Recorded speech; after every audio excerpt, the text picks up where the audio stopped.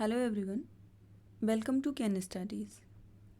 I am Aarti Singh and here is my small introduction.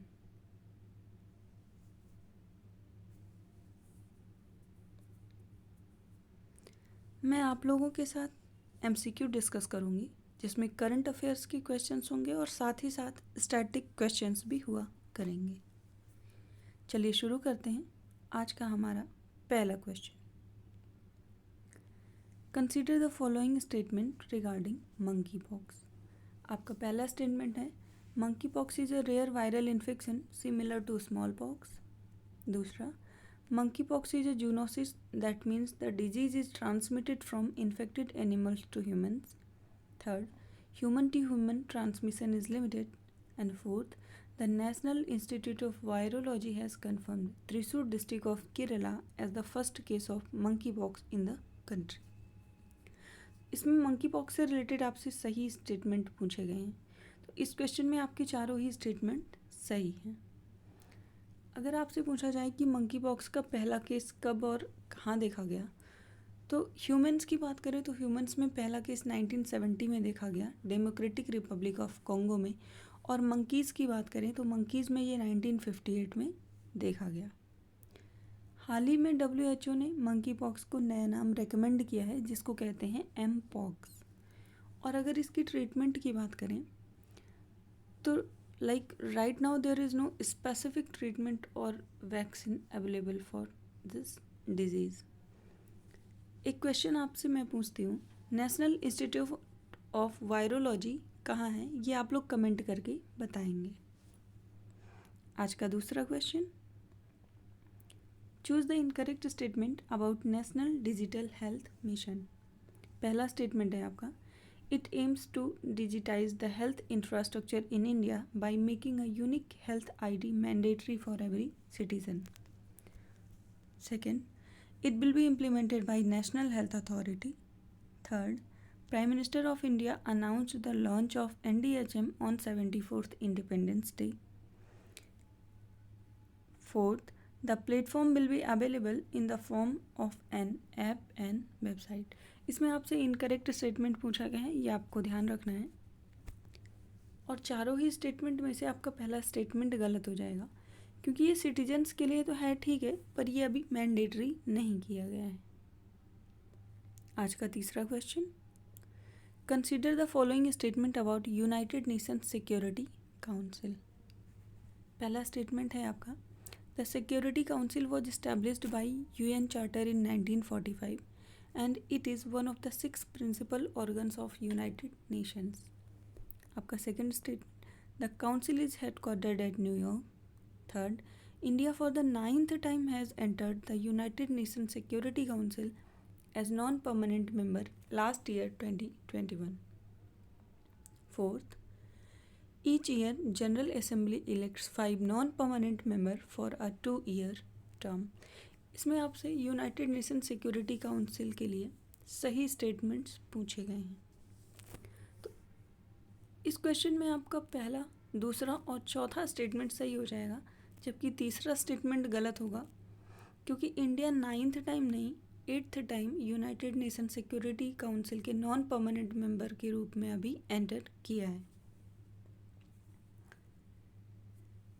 आपसे ये भी पूछा जा सकता है कि उसके अदर ऑर्गन्स कौन है। एक तो यूनाइटेड नेशन सिक्योरिटी काउंसिल हो गया, इसके अलावा 5 कौन से हैं, तो उसमें आ जाएगा आपका general assembly, economic and social council, trusteeship council और सेक्रेटरीट। 4 तो ये हैं जिनका मुख्यालय न्यूयॉर्क में है।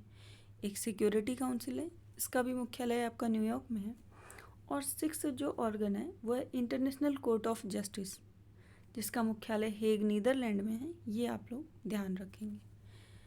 अगर हम इस्टेब्लिशमेंट की बात करें तो इसकी इस्टेब्लिशमेंट हुई है after second world war with the aim of preventing future world wars. United Nation Security Council में 5 परमानेंट मेंबर हुआ करते हैं और 10 नॉन परमानेंट मेंबर हुआ करते हैं। अगर आपसे पूछा जाए कि 5 परमानेंट मेंबर्स कौन कौन से होते हैं, तो उनमें है चाइना, फ्रांस, रसिया, यूनाइटेड किंगडम और यूनाइटेड स्टेट्स ऑफ अमेरिका। आप लोगों के लिए आज एक क्वेश्चन कि यूएन में भारत की एक परमानेंट रिप्रेजेंटेटिव अभी हाल ही में नियुक्त की गई हैं, वो कौन है? आप लोगों को कमेंट करके बताना है उनका नाम क्या है। चलिए आगे बढ़ते हैं। आज का 4th question, choose the incorrect statement about Indian navy day. आपका पहला स्टेटमेंट है, it is celebrated on 5th December every year. Second, this year theme is Swarnim Vijay Varsh, marking 50 year of India's victory in India-Pakistan War 1971. Third, on this day during Operation Trident, Indian Navy sank 4 Pakistani vessels. And fourth, Indian Navy currently operates 3 commands.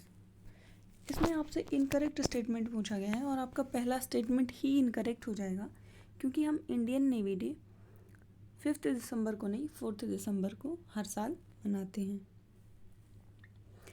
आपसे ये पूछा जाए कि Indian navy जो 3 commands operate करती है वो कहाँ कहाँ पर हैं, तो आपका वेस्टर्न कमांड मुंबई में हो जाएगा, सदर्न कोची में और ईस्टर्न कमांड आपका विशाखापट्टनम में है।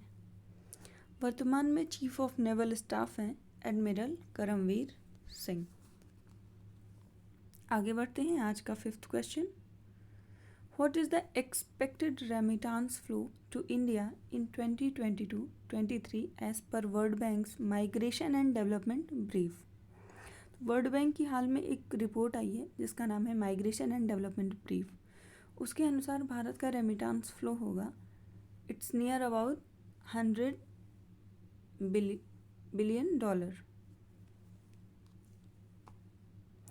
आपसे अगर पूछा जाए कि रेमिटेंस क्या होता है, तो रेमिटेंस एक वर्ड रेमिट से डेराइव होता है जिसका मतलब होता है टू सेंड बैक। और रेमिटेंस को हम ऐसे समझ सकते हैं कि a sum of money send by someone working abroad to their family back to home.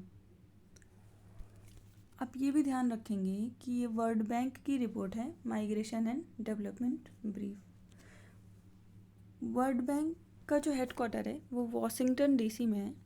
World bank में 189 मेंबर्स हैं।